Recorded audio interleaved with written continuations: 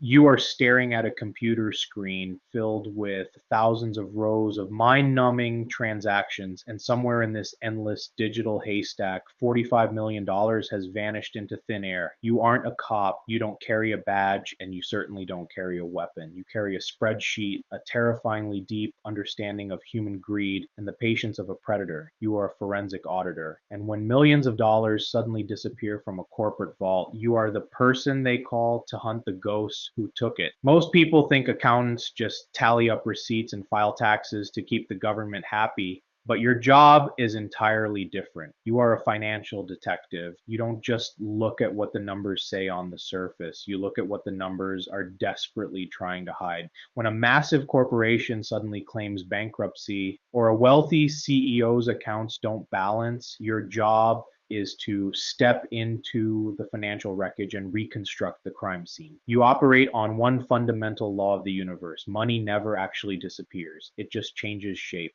This isn't just a modern profession either. As you sift through the data, you realize you are part of an ancient, unbroken lineage of fraud catchers. Over 5,000 years ago in ancient Mesopotamia, merchants used tiny clay tokens to represent sheep or grain. But to stop shady couriers from stealing those tokens during long journeys, the merchants baked the tokens inside hollow clay balls called bullae. If the buyer at the end of the trip broke open the bulla and the tokens inside didn't perfectly match the invoice stamped on the outside, they knew someone had cooked the books.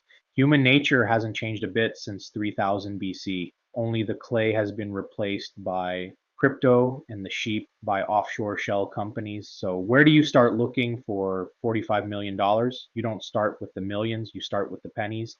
Fraudsters are usually smart enough to hide the massive glaring wire transfers, but they always get sloppy with the small stuff. You run a mathematical principle called Benford's law across the company's ledger. It's a statistical rule stating that in naturally occurring data, the number 1 appears as the leading digit about 30% of the time, while 9 appears less than 5%.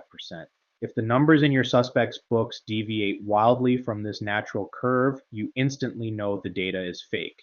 It was fabricated by a human brain, and human brains are terrible at generating true invisible randomness. Once you find that anomaly, you follow the thread. You track a suspicious $10,000 consulting fee to an LLC registered in Delaware. You pull the public records and find that LLC is owned by a holding company in the Cayman Islands. It's a classic Russian nesting doll of corporate obscurity. They thought they were invisible, but they forgot that in the digital age, every action leaves a shadow. You find the smoking gun not in a secret vault, but in an innocent-looking metadata file.